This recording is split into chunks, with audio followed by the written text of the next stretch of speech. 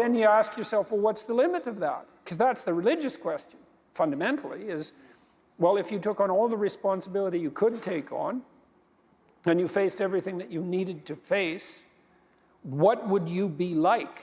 Who would you be? And how would the world transform around you? And, well, if the partial answer is, well, if I do that a little bit, things get a fair bit better, then the next question might be, well, what if you did that completely? And I don't think that's possible in some sense, right? It's like, you know, perfection is a horizon that always recedes, but it isn't obvious to me what the upper limit of that is. And certainly we do see people, I mean, saints, let's say. What I was going to say. It's a Mother Teresa, it's a Francis of Assisi. Who kind of push the limit, and miraculous things happen around them, maybe in the literal sense, and if not in the literal sense, close enough, you know, for all intents and purposes. And so that's heartening. I now welcome to our stage our own president, Father Dave Pavanka TOR.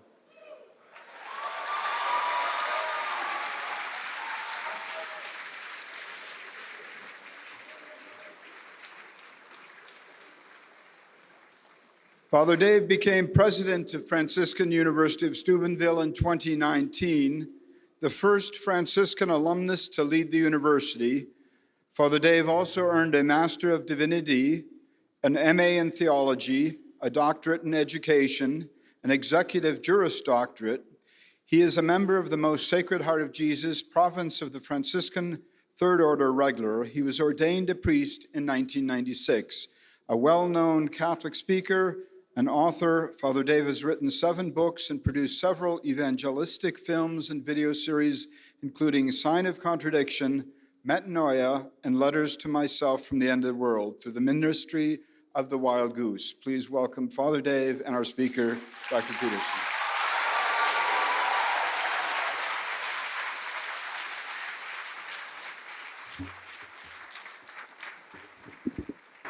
Well, thank you so much. And again, I'm just very pleased at the turnout and everybody being able to join us this evening. As Dr. Peterson and I were talking this morning, one of the things that he was mentioning was that he often doesn't come to universities anymore for many reasons. And we asked him, well, then why did you accept our invitation? And his response was, because you seem different. I hope that was a compliment.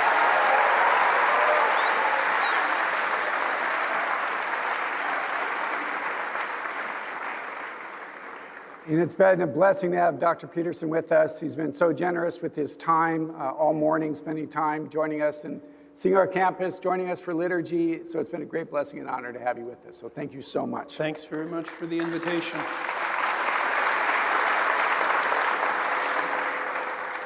So I appreciated Dr. Peterson's discussion on the corpus of the scripture of the Bible and the book.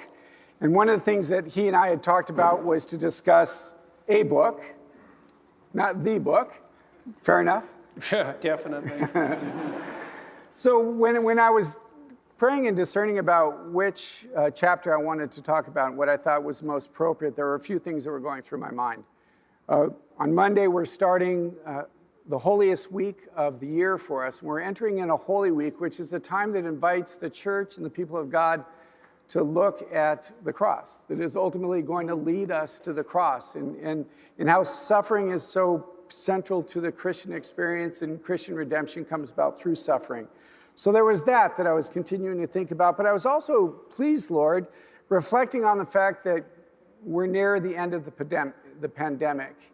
And one of the things that I've been praying about over the last many weeks and months is how the pandemic has placed in forefront of our culture suffering and death and pain. And it seems to me that we have not dealt with that very well. We've got to the place where so many people are riddled in fear, as if suffering is to be run away from at every cost, at every opportunity. The idea that there actually could be something beautiful and holy and salvific about suffering. So when I was reading through your book, and I saw in the last chapter, you speak about suffering and being able to do that with a sense of gratitude. I just felt that that was the place that maybe we could talk about this evening. And what does that look like? At the very beginning of the chapter, you say, Much of your life, you have been searching for certainty. And then you pivot very quickly to speak about suffering. So maybe two questions. Your search for certainty, how has that brought you to what you spoke about earlier this evening? And why did you make such a quick pivot to talk about suffering? Well, I think it's because if you're looking for certainty, the reality of suffering is certain. I mean, what do you accept as evidence above all else? That's a good question. That's a hard question. But I would say pain is up there. It's very difficult not to believe in the reality of your own pain. It's somewhat easier not to believe in the reality of other people's pain. That's not so easy either, you know. But your pain seems to be undeniably real. And so it does beg a question, which is, you know, if pain is undeniably real, is that which overcomes pain even more real? And I think that's, in some sense, that's the idea that lurks behind the idea of the resurrection. I mean, I was going to tell a story during this lecture today, although there wasn't really a place for it, but maybe this is a good place for it. I'll tell you something else I've been thinking about, which really knocked me for a loop, let's say, which I probably still haven't really recovered from. So a long while back, I had planned to do a series on Exodus. I did a biblical series on Genesis, which people seem to appreciate, which I found extremely useful. It was quite a privilege to have the time and the space to walk through those books and try to understand them, first psychologically, and I like to speak about things psychologically before I would ever dare to speak about them religiously. I think you leave that for last resort in some sense. I was thinking about some of the ideas that I talked about today, you know, about the Bible being the foundation of the lens through which we look at the world. We have this idea that the Bible is a living text. And, you know, if we embody it, then it's a living text. That's actually accurate. And I think to the degree that we're avatars of the Judeo-Christian tradition, that we do embody it for better or for worse. And we're stuck with that, or blessed by it, or both.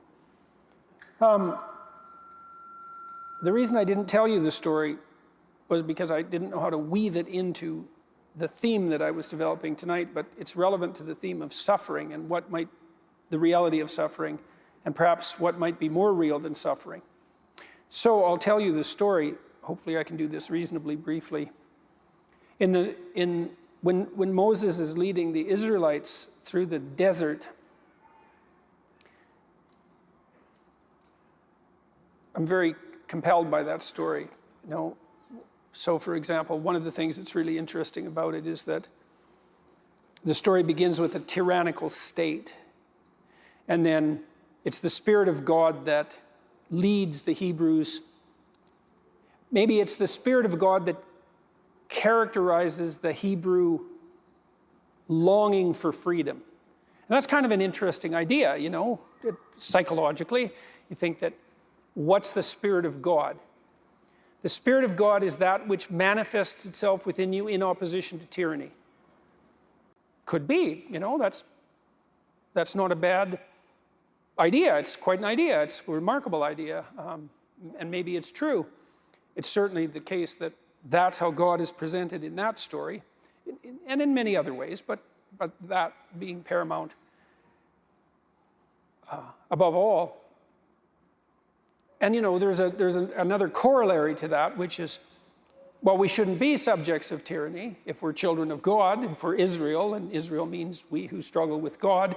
It's not appropriate for us to be subject to tyranny. And that's interesting too, because I think we sort of accept that idea at face value in the West, is that, yeah, slavery is wrong, obviously. It's like, it's not so bloody obvious, these things. You know, one of the things that I'm really curious about in relationship to the postmodern types who make group membership the sine qua non of existence is, why is slavery wrong? Exactly. It's like if it's just one, if we're all groups and one group lords it over another, it's like, that's not wrong, it's just tough luck for the oppressed group. There's no wrong there, because it's only wrong if we're sovereign individuals, right, with some intrinsic worth, who are not to be subject to arbitrary tyranny. That's when it's wrong, and you have to accept all those other axioms before you get to say anything about slavery being wrong at all. Otherwise, it's just, hey, like Marx pointed out, it's just brute economics. And so you can make a moral judgment about that if you want, but what's your criteria for saying that it's wrong? And of course that would upset people on the radical left who want to presume that it's intrinsically wrong without having to presume all the things that you have to presume to make it intrinsically wrong, and without even noticing that that's just a sleight of hand. In any case, so that's part of that biblical narrative too. We're not the sorts of creatures who should be subject to tyranny. And then the tyranny might be, well, is it the tyranny of a state, or is it the tyranny we impose on ourselves? And I would say probably both. Why not both? The story could be referring to both. We tyrannize ourselves with our own presuppositions all the time. And then you might ask yourself, why? Why don't we just give up our tyrannical presuppositions? Because they're not worthy and they're oppressive, but we don't give them up, and we often celebrate them. And I think the story has an answer for that too, because it's out of the tyranny into the desert. It's like, is that better or worse? How about worse? And so what if it's the case that even to escape from the tyranny of your own presuppositions, that you don't go from the tyranny to the promised land, you go from the tyranny to the desert? And who the hell, wants to do that? And the answer is no one with any sense. It's like, hey, I'll just keep the tyranny, thank you very much. At least I know where everything belongs there. And fair enough. I mean, this is a very serious question, and it's an open question in the Exodus narrative whether the desert is worse or better than the tyranny. And so, you see this in the real world. Lots of people in the Soviet Union pined for the days of Stalin. So I read a book once that was reminiscences of a extermination camp written by the guards, the good old days. So I don't think there's a tyranny that's so brute that we can't long for it if it's been shattered. And so that's quite something, all that packed up in that story. Anyways, so the Israelites are out in the desert, and they're there for 40 years, and you might think, well, what kind of leadership do they have? It's not that big a desert. And the answer is, yeah, but the desert after a tyranny, that's no bloody joke, and maybe it takes 3 generations to get through it. And that's possible. And so there's all that. And then the Israelites are wandering around in the desert, and what happens? Well, the same thing happened to them as is happening to us. They're worshiping false idols, and they're tempted. And it's no wonder they're tempted, because, well, they're in the desert. It's like it's not going so well. It's no wonder they're having a crisis of confidence, and maybe they're pining for the old days, and they're not so sure that the God who informed them that being the subjects of tyranny was wrong, because now here we are in the desert. And so they lack faith. And it's understandable.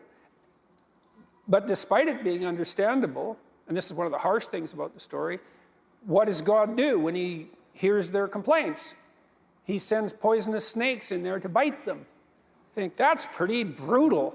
And that's the sort of thing that makes the technical atheist type sort of recoil about the conceptions of God in the Old Testament. It's like, it's not exactly what you'd expect in some sense from an all-merciful being. It's like you got these poor Israelites. First of all, they were in the tyranny. Then they had to go across the Red Sea. Now they've been wandering around in the desert, and that's not good. And so your best solution is to send a bunch of snakes in to bite them? But you think, well, even if you're in the desert after a tyranny and you lose faith, then the snakes are going to bite you, right? Because that's what happens. Because if you're in, a little analog of hell and you lose your faith, is that going to make it worse or better? And the answer is, well, I have reason to lose my faith. It's like, fair enough. That isn't the question. The question is, what happens if you lose it? or you start looking for faith in the wrong directions. And the answer is, hell gets a little deeper. And it's one of the things that really frightened me. I spent a lot of time studying atrocity, and I realized on a metaphorical level that the reason hell is a bottomless pit is because no matter how bad it is, there is some bloody stupid thing you can do that will make it worse. And that's right, and that's a terrifying realization to really understand that. And so, okay, poisonous snakes. And so now the Israelites are not only lost, but they're being bitten by venomous creatures. And there's an echo of the snake in the Garden of Eden in that story. And so finally the Israelites, they get kind of tired of being bitten by the snakes. And they go to Moses and say, you want to have a chat with God because you seem to be in there fairly tight with him. How about you get him to call off the snakes and maybe we'll behave a little better. How's that for a deal? And Moses says, okay, I'll see what I can do. And he goes and has a chat with God, which is no trivial matter. And God doesn't do what you'd expect, because what you'd expect, and this would even work in terms of making it a comprehensible narrative, you'd think, okay, all right, guys, you've been bit enough, no more snakes. But that isn't what happens. And I think the reason that it doesn't happen is because there's no getting rid of the snakes. I think that's also why there's a snake in the Garden of Eden, is there's just no getting rid of the snakes. You have to learn to contend with them. It's more that. Or maybe it's better to learn to contend with snakes than it is to inhabit a world where there's no danger. Maybe it's something like that. I don't know. Anyways, God says something extremely surprising and very interesting from the perspective of a clinical psychologist. He tells Moses to cast snake in bronze and to raise it up on a staff. And the staff seems to me to be a reference to the staff of Moses. And that staff of Moses is something like the thing you put in the ground to orient yourself with. It's the staff of God too, and it's sort of like an axiom. And maybe it's like the tree of life. It's like, here I stand. It's a center point. It's all of that. In any case, you put the snake up on the staff. That's also the symbol of healing, right? The physician symbol of healing, the staff with the snakes. And so it is a symbol of transformation, and partly that's because snakes shed their skin and are reborn, and so they're viewed as agents of transformation. And so that's all lurking in that symbol. And then God says, get the Israelites to go look at the snake on the staff, and then the poison won't poison them anymore. And I read that as a clinician. I thought, that's really interesting, because one of the things that we learned, all schools of psychotherapy learned in the last 100 years, is that if you get people to voluntarily confront what makes them afraid and what makes them want to avoid, then they get better. It's curative. And so that's the message there. It's like, well, if something is terrifying you, pay more attention to it. And that's actually what you teach people in psychotherapy. I mean, there's a variety of psychotherapeutic techniques, but exposure is probably the cardinal technique. It's like, if I can find out what you're avoiding and get you to confront it voluntarily, you'll get better. And the reason seems to be is that if you get people to confront what they're afraid of, and sometimes what disgusts them, but what they'd like to avoid, let's say, if you get them to confront it voluntarily, that could be the future even, the indeterminate future, they don't get less afraid. They get braver. And that's different. It's not like they get accustomed to what they're looking at and they're no longer afraid. That kind of happens, but it isn't really what happens. What really happens is they discover there's a lot more to them than they thought. And so they're not as easily intimidated then. And so if you run a clinical client through a session of exposure therapy, maybe they're afraid of an elevator or something like that, you get them so they'll go in the elevator, then sometimes they're often women, because women have anxiety disorders more often than men. One of the unintended consequences of that often is they'll go home and have the fight with their husband that's been brewing for 30 years. Because they're now braver. They see themselves in a different light because they've confronted this thing that terrifies them. And so it's so interesting in that story that God's cure for the venomous serpent is voluntary exposure to the source of terror. It's so interesting that that's the case. But and this is relevant to the issue of suffering, right? To confronting suffering dead on, to actually focus your attention on that which you would like to avoid. One of the remarkable parts of that story is also that one of the scariest words ever is, if I was God, they wouldn't have been bitten in the first place, right? So they've got the serpent's on the pole, but they're still going to get bit. And I think that's what's essential about that, is just because the serpent is there, it doesn't mean that everything is fixed. It now looks Snakes are still there. But the transformation that takes place is the focus of the suffering becomes a symbol of faith for them. And that's obviously in the cross. Well, and part of the faith is the faith that enables them to go look at the serpent to begin with. Absolutely. Okay, so that leads us to the next part, which is in John, because Christ says, thousands of years later, that he has to be lifted up like the serpent in the wilderness. It's like, okay, what in the world is going on there? Because that's a hell of a thing for anyone to say about anything ever. And it's right, because what does that mean? Why would the Son of God compare himself to a serpent, and why that particular serpent and that serpent in the wilderness? And I knew this old idea that lurks in all sorts of stories, in this corpus of stories that I talked about. You know, there's an idea that the hero rescues his father from the belly of the beast. That's a very, very old idea. And what that seems to mean to some degree is that if you look into the abyss, then that, it reacquaints you with the wisdom and possibility of your tradition. It's something like that. It forces that. It forces a maturation and a recognition of what's fundamentally important, that confrontation with what's terrifying.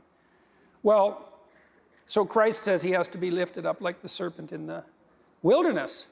I thought, what does that mean? I thought a lot about the relationship between the serpent in the Garden of Eden and the idea of Satan, because there's an association there between those two ideas, and that's a very strange association too, because there's nothing in the biblical story in Genesis that indicates that the serpent is Satan. Like that's an idea that aggregates across hundreds of years or thousands of years, that equation. And I tried to think that through. I thought, well, the snake is the thing that threatens us. And that's true biologically. We're wired to be afraid of serpents, especially poisonous ones, and they've been in an antagonistic relationship with mammals for like 60 million years, very long time. But in some sense, the idea of Satan is, he's the ultimate in serpents. And so that's why that equation is drawn across time. It's like, well, what threatens you? Well, snakes. Yeah, they're pretty nasty. Well, there's snakes, and then there's, well, the origin of snakes. So maybe you conquer a snake, and that's one thing, and maybe the next thing is you go out and you find nests of snakes and you root them out. But then there's the snakes that are in the hearts of your enemies. That's a harder snake to deal with. And then there's the snake that's in your heart, and that's the hardest snake to deal with, right? And that's where the equation between the serpent and Satan comes, because the worst of all snakes is the serpent in your own heart. And so there's a psychologization of the idea of the predator, and it becomes something that's more spiritual. It's that you're most vulnerable to the worst impulses within you, right? That's the worst predator. Okay, so there's the idea of the concretization of the idea of the serpent becoming psychologized up into this figure of the adversary himself, and that abides within you. Analogously, perhaps, is this reference that Christ makes to himself in relationship to the snake. Because I thought, well, what's the passion? If the snake is what you're afraid of, in this concretized sense, then the passion is the sum total of all possible fears. I think that's right. You know, Carl Jung, he thought about the story of the Passion as an archetypal tragedy. And here's what he meant by that. So imagine that you took all the tragedies that were ever written, and you distilled them so that you got the ultimate tragedy. Because the fact that you can identify a bunch of different stories as tragic means they have something in common, right? And so you could imagine you could pull out the central pattern of tragedy, and we could flesh out some of what that might be. Like, it's tragic when something bad happens to someone. Well, what if they deserve it? Okay, well then it's not so tragic. It still might have an element of tragedy, but it's really tragic if something really terrible happens to someone who clearly doesn't deserve it. So what's the most tragic story? Well, it's the worst possible thing happening to the person who least deserves it. Well, that's core to the Passion story, that's for sure, right? Because not only is Christ innocent, he's not merely innocent. He's also good, and not just good. He's as good as it gets. And yet his life is this, the tragedy of the Passion is the worst of all possible punishments visited upon the least deserving person. But it's way worse than that.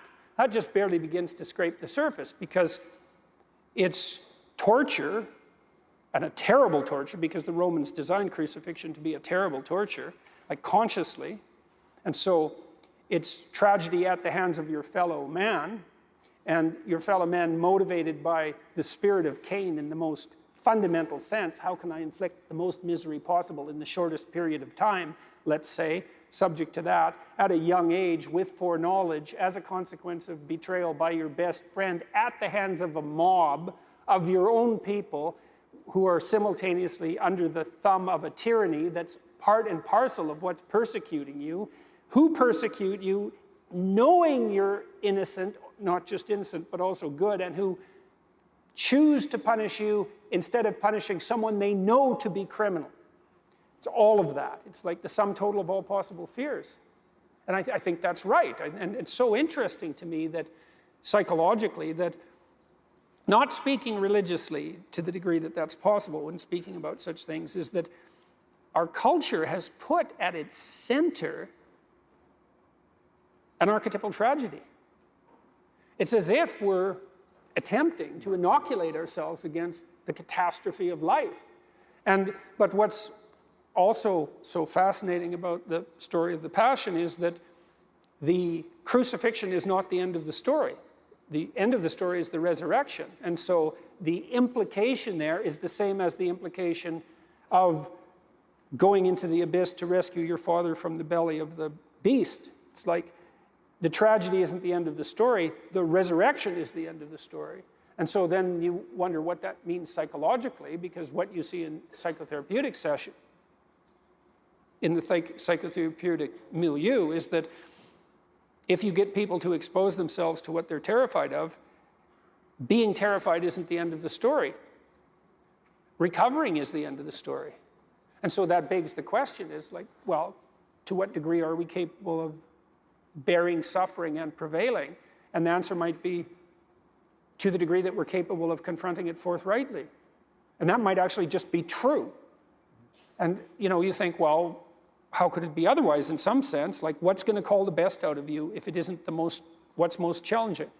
Because it's not that easy to get the best called out of you. It's not going to just happen because someone rings your doorbell, right? You have to be shook to the core before you're going to undertake what's necessary to make the sacrifices that are required to put you in alignment. That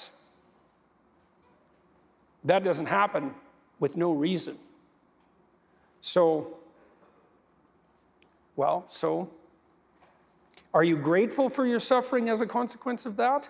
I don't know. That's a high standard, man. That's a high standard, and maybe it's unrealistic. But I think one of the things that faith brings us to is, and we were talking about it when we were in the chapel in the friary, is that when we look at the cross, and it's very Catholic, is that we always see Jesus there, that the corpus is there. And because you talk about in your chapter about what does it look like to transcend suffering, and what does that individual look like? And in some ways our businesses are similar, right? People are bringing their brokenness to you and they bring their brokenness to me.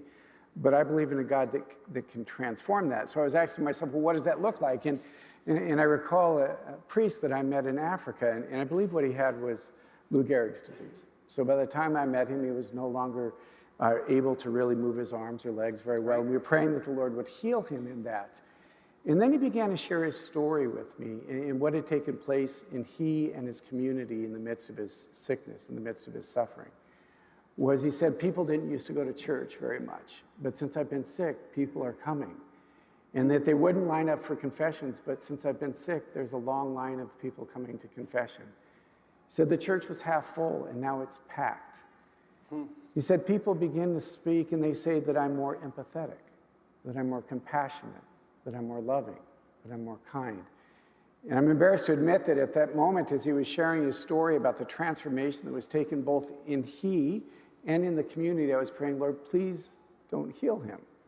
Because if we believe that this is what I want to be, right? I want to be loving, and I want to be kind, and I want to be generous, and I want to be empathetic. But I don't want it to be through the cross. There's got to be another way that we can discover that. So, wouldn't it though, right? But the fundamental key to the central Christian reality is it's through that cross that we are transformed. It's by, one thing I was reflecting on, Jesus embraces his cross, his suffering, and says yes to that, a yes which I just can't And imagine. Mary says yes to it too. Yes, right? yes. Because she offers her That's the son question for that I want to talk about, is which is more difficult for he does. Hey, good question. Thank you. I'd rather not Just do a second. either. Good question. Thank you very much. I think we're done. Thank you for coming. Right? But isn't that in fact the case? Is that when Jesus embraced his suffering, he gives life to the world. He breaks the power over this evil one, over the snake, and gives life. Suffering is no longer meaningless. Actually, it's salvific. But the same thing happened with this priest in this community in Nairobi, Africa, is that he embraced the suffering, and it transformed him, yes, but it also transformed the community around him, because they saw the way and the manner with which he suffered. And he embraced that, and he found that to be transformative. Isn't that what it means when you talk about transcending this? And you talk about how the impact that can have on another person watching. That's what the invitation, that's what the gospel is inviting us to. Yeah, that seems right to me. Okay, so how do you reconcile this? Thank you. Another Well, point. reconcile them in what's So sense. you tell the story, and you tell the story beautifully of the passion and the resurrection, but how do you personally approach that? How do you reconcile this reality? I think that's what you try to do in your life. You know, I mean, this is an idea that I derived, I would say in large part, from reading Carl Jung. He talked about, psychologically again, about the two great ideas about Christ. You know, there's the idea in John, and that Christ is the Word that was there at the beginning of time and at the end of time. It's this temporally eternal divine Word, impersonal in some sense almost. What do you mean by that? Well, because it's something that extends from the beginning of time to the end of time isn't so evidently human, you know? It's elevated beyond the confines of what's merely human. But it lacks something as a consequence of that too, right? It lacks time and place. Yeah. And the way Christianity... The nature of the incarnation. Right? Yeah, exactly. It bridges that gap. I had a student once who asked me, why don't we just tell the same archetypal story over and over? Why do we need all these variations? And I thought, that's a really good question. I'm not exactly sure about that. And then I thought, oh, it's related to this issue, is that there's the divine Word, but there's the incarnation, and the incarnation indicates that the specifics of time and place are just as important as the eternal that surrounds it. And so then I would say, well, that's probably true in each of our lives, is that, well, how do we reconcile this? And well, that's your ethical adventure, how you reconcile that. And we each do it in our own way and with tremendous difficulty, I would say, and we do it aided and abetted if we're fortunate by people that love and care for us. But that is the challenge, you know, a huge part of the challenge of life. And this is something I tried to concentrate on in this last chapter, is how do you bear the suffering that is at the crux of life without becoming tempted and embittered?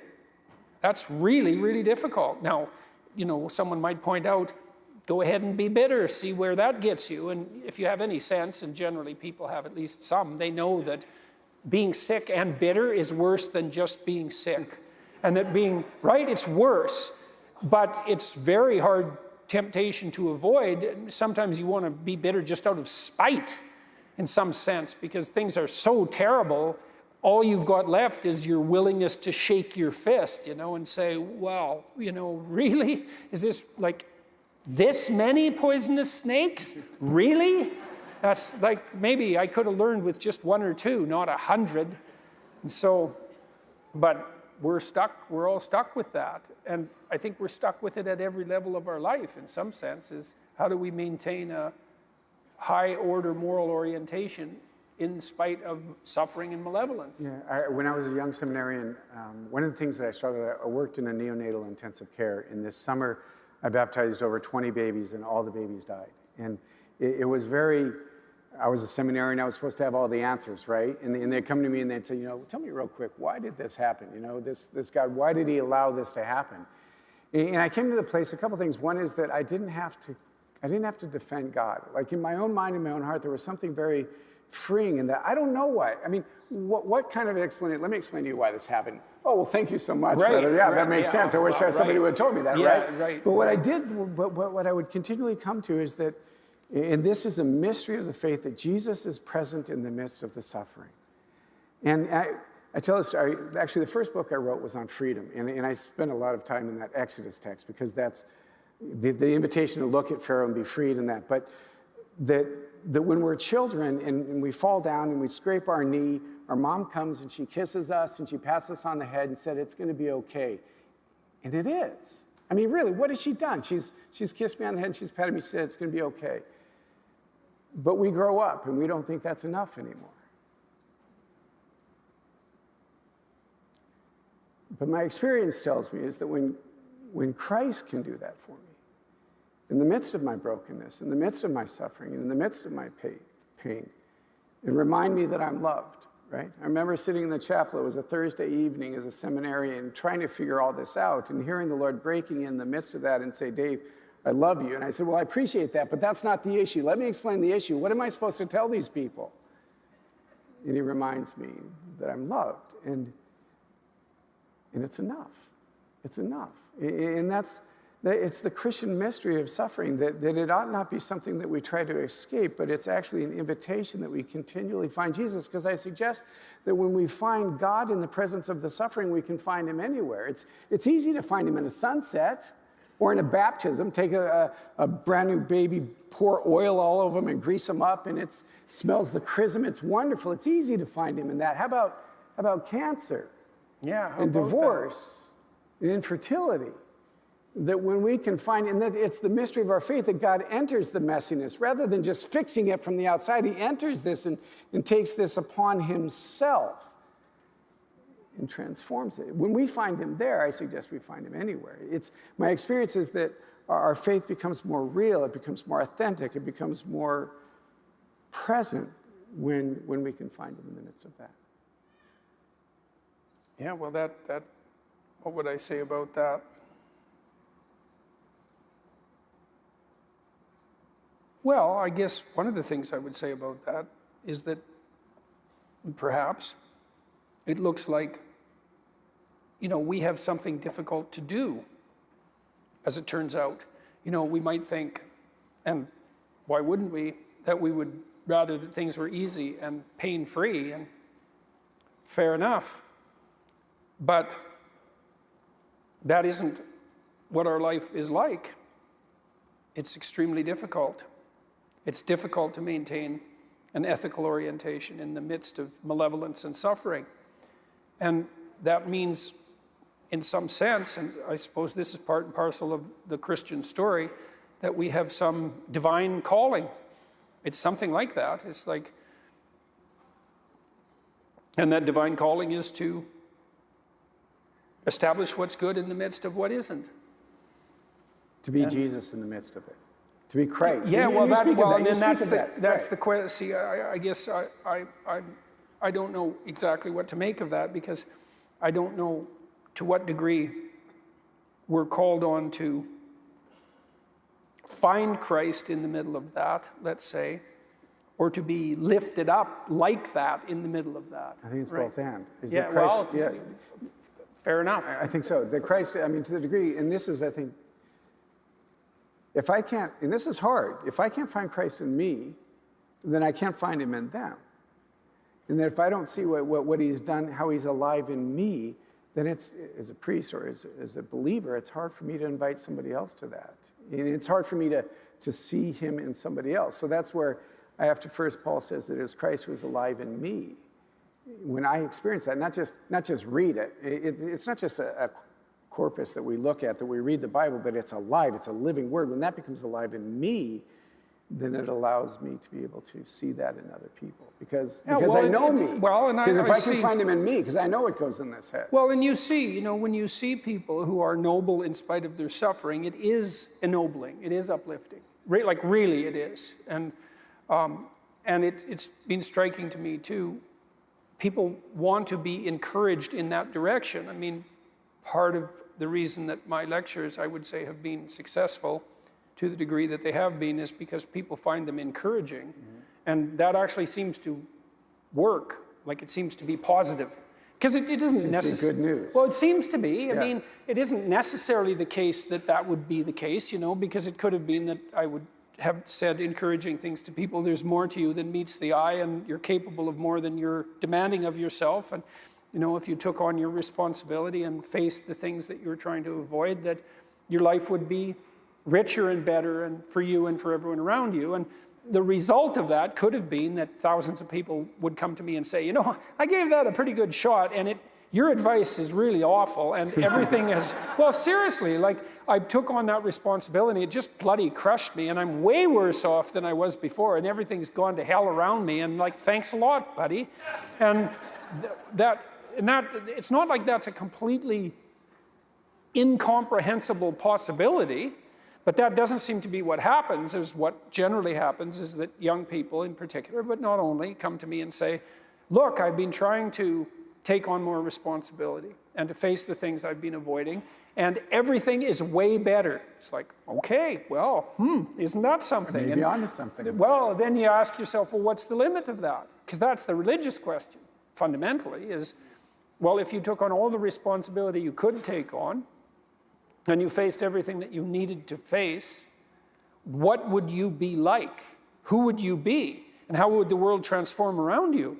And, well, if the partial answer is, well, if I do that a little bit, things get a fair bit better, then the next question might be, well, what if you did that completely? And I don't think that's possible in some sense, right? It's like, you know, perfection is a horizon that always recedes, but it isn't obvious to me what the upper limit of that is, and certainly we do see people, I mean, saints, let's say. Yeah, that's what I was going to say. It's a Mother Teresa. It's a Francis of Assisi. Who kind of push the limit, and miraculous things happen around them, and maybe in the literal sense, and if not in the literal sense, close enough, you know, for all intents and purposes. And so that's heartening. I mean, I tear myself apart about this in many ways, because I think perhaps it's possible to take on too much responsibility and to crush yourself as a consequence. Maybe that's a sin of pride. Who knows? It's certainly possible. But my experience so far has been that when you see people bear their suffering nobly, there's nothing in that but good. That's something. And then when you see people take on more responsibility and decide that they're going to aim up and confront their suffering honestly and forthrightly, that their lives get better and the lives of people around them get better too. And so that's very strange as well, because it also means that the pathway to less suffering is through suffering, right? And that would be hopeful if the world was constituted that way. It's like, well, there's suffering. How do you make it worse? Run away. How do you make it better?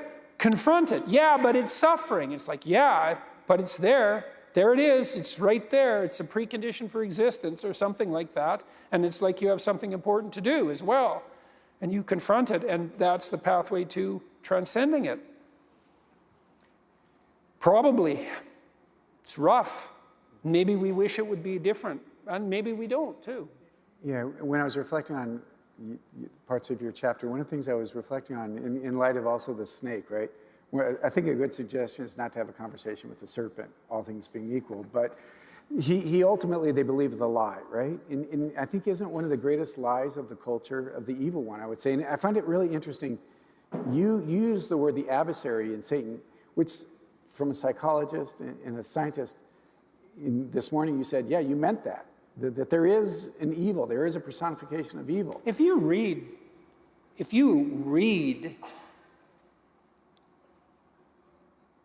anything about Auschwitz, about the Nazi death camps, about what happened in the Soviet Union, if you read that sort of thing seriously, or if you read about people who've done, like I read a lot of books about the worst serial killers, and I mean, that's quite the competition. And to be the worst serial killer, which people do compete for, by the way, It's not like the high school shooters don't know about the reputations of all the other high school shooters. It's not like they don't try to outdo them, because they certainly do, and they do it consciously. I mean, if you read those accounts and you don't walk away with the notion that evil exists and that the notion of an adversary is like as real as it gets, then you just haven't read very carefully. But how do your peers deal with that when you say They that? don't. You know, I mean, psychologists generally don't. I mean, Some clinical psychologists talk about evil, but non-clinicians tend not to, and that's because they just aren't confronted by it. You are if you're a clinician. I mean, you see things in families that are so terrible that they're inexpressible and multi-generational often, you know, and the only language that you can really fit that sort of thing in is a religious language. That's the only language that's serious enough. And, you know, people, I don't know, the idea of evil is taboo idea scientifically. It's like, have it your way. You know, one of the things that Solzhenitsyn claimed was that the Nuremberg judgments were the most significant ethical event of the 20th century, or at least among them, because the Nuremberg judgment was that some things are wrong, right? You don't get the excuse, I was following orders. You don't get the excuse, that's how my culture looks at it. You don't get any excuses, that's what a crime against humanity is. It's like, do you believe in crimes against humanity? The answer is either yes or no, because those are the two answers. And if it's no, it's then, okay, you have the world where that's the belief and see how that goes. And I'll have the world where I think that there are things that are evil, and we'll see how that goes. And because you're going to not condemn the imposition of pointless suffering on people for the sake of the suffering, that's not wrong in some fundamental and transcendental sense. I mean, you can say no, you know, say, I don't believe in evil. It's okay, but that has its consequences, and one of the consequences is you can't condemn evil. That's a problem, you know, or maybe not, but it's not like a world where you don't condemn evil. It isn't like there aren't consequences to that decision, you know. And I also think that there's no good where there's no evil, right? And so if you dispense with the idea of evil, don't you simultaneously dispense with the idea of good? I mean, because if something doesn't exist, how does its opposite exist? And if evil doesn't exist, then how does good exist? Because in some sense, those two things they're integrally linked in their reality. One of them only can't exist, right? That isn't how things work. If there wasn't something that wasn't good, there couldn't be good. And maybe that's the reason there's evil, you know, metaphysically speaking, because you might ask yourself, well, why would God make a world that's characterized by evil? And the answer is, well, maybe evil can exist as a possibility, but not a reality. It could, if we did things right, evil could exist as a possibility and not a reality. Maybe to that end, Augustine says, a quote that I wrote as I was preparing, God would not allow any evil to exist unless out of it he could draw a greater good. This is the part of the wisdom and the goodness of God. And as the believer, we see that ultimately in the crucifixion of Jesus, that we call Good Friday, there's this craziness that we call it Good Friday, in the darkest day of human history. But it's good, right? That day is good because of the salvation that comes about from that.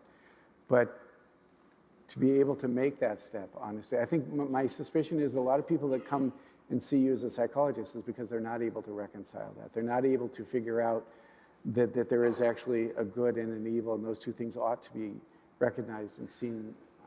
Yeah, well, it's very difficult to reconcile, especially if you know, one of the things you do that does happen to you as a clinician, and no doubt as a priest, is that you see people are shattered, not because their life is tragic, although that does happen, but because they've been touched by malevolence. Like, tragedy in and of itself isn't enough. You know, you can bear a fair bit of tragedy, but if someone had it in for you, and, you know, you were betrayed, and your life was blown into pieces because of the voluntary betrayal of someone who was aiming at your destruction. And, You think, well, that doesn't happen. It's like, yeah, well, you better wake up, because if you're asleep like that, it could easily happen to you. And I wouldn't recommend it, because it happens to people all the time. And sometimes they do it to themselves. And that's brutal. I recall the story of one of our graduates. She was a nurse, and she was just bathing a patient, and the head nurse and was kind of watching her. And she pulled her aside a couple of days later, and she said, "I've watched the way you treat the patients. You treat them differently." She said, "There's a tenderness about you and an ability to see the person. There's just something different." And she asked her, what do you attribute this? And she said, "I suppose two things. I've suffered greatly." And this was a young woman that I'd walked with and has known horrible abuse within her family, which is just such a violation. Right. But she said, "I've suffered greatly," and then she said, "and I've been loved greatly."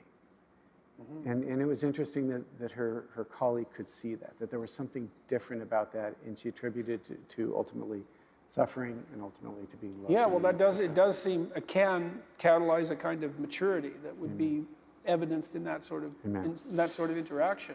We could probably go on for a while, but we're time. A parting thought.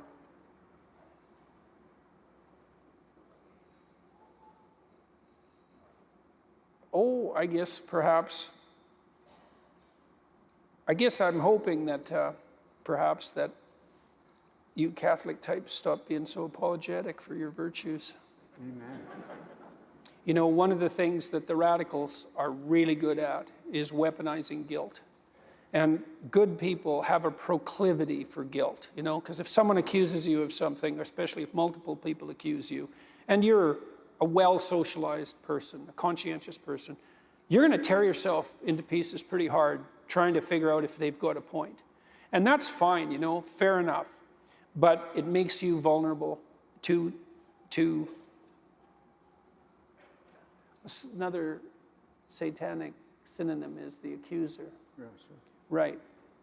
This question is, well, how susceptible should you be to accusations? And that's a tough one, because like I said, if you're a good person, it's pretty easy to feel guilty. But the problem with that is your guilt can be weaponized. And that's definitely happening. So all of you people with your privilege. So, you know, I guess I'd part with that thought. I think part of the reason that there's an injunction, a religious injunction, to atone is to come to terms with your privilege so that it can't be weaponized. Maybe. It's more complicated than that, but it's a good start. It's like there are all sorts of advantages you have that other people don't have. And no doubt disadvantages as well, right, that are unique to you. But let's stick with the advantages. It's like, well, what makes you deserving of those advantages? And it can't really be historical happenstance. You happen to be born American, you know, which is relatively good fortune, because you can really not attribute that to you. You don't deserve that in any sense. So how do you justify it? And I think the answer is by leading an ethical life. Like, that's actually the answer. It's not like you should lead an ethical life. You should. That's not the issue. The issue is that's how you atone for your unearned privilege. And the advantage to that is your guilt can't be weaponized under those conditions, not by other people, which is very important at the moment, but also by you. It's like you think, well, I've got these advantages. Well, what am I doing about them? I'm doing the best I can with them, right? That's how I justify them, is I try to treat them as gifts, and I try to make the most out of them in a way that's maximally beneficial for me and for everybody else simultaneously. I'm actually trying to do that. It's like, well, who could ask for more than that? And I think that's one weapon in the culture war. It's like, if you're living an ethical life, you know, if you're doing your best, well, maybe you can stop apologizing for your privilege. And maybe that would take one weapon away from the people who want to burn everything down, because they definitely want to burn everything down. So I invite the choral, if you guys want to come up and get set. We're going to have a closing hymn.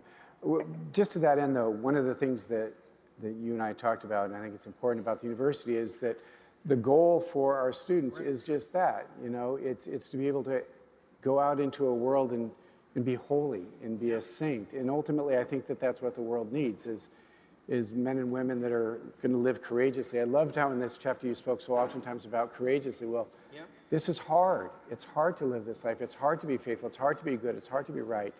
And yet, it's the challenge that I think our student body has accepted, the call that the Lord has on their life to be a saint. Yeah, well, I think that's the basis of any real education, is that, you know, it's a call to nobility. It's a call to virtue, fundamentally. Because what good is education if it's not a call to virtue? So I also asked Doctor if he would mind if we prayed with him before we're through with the evening. His wife wasn't able to join us, but you're certainly welcome anytime. I offered him a job earlier, and he didn't say no. But I must say, in many of our conversations today, some of the things that we're doing here and some of the things that you're working on, I think there's a great synergy and a great way that we can collaborate. So I look forward to. oh, wouldn't that be good? This is a collaboration, I suppose. So. John Paul is going to come up, and I just invite you, if you want to just, why don't you stand and you remain seated, and we're just going to invite the congregation to stand.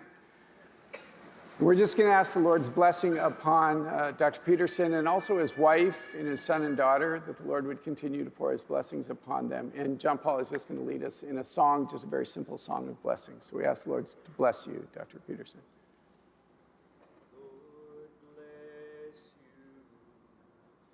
you And keep you, may his face shine upon you. Gracious to you, Lord, turn his face toward you and give you peace. Heavenly Father, I thank you for bringing our brother to us today. I ask your blessing to be upon he and his wife, his son and his daughter. Let them continue to know your love and your peace, your healing. Father, I pray your protection upon his work. Continue to inspire him, give him courage, give him strength. That as Mother Teresa remind us, we are but a pencil in the hand of God, and that you would continue to pour out your blessing, that he would write well. Fill him with your grace, your presence in the midst of his own suffering. May he discover and find you there. May the Lord pour out his blessings upon you, Dr. Peterson, God who is Father, Son, and Holy Spirit. Amen. Thank you very much for joining us. Thank you very much. Thank you all.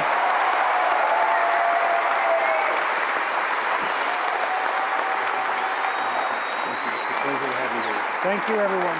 Much appreciated.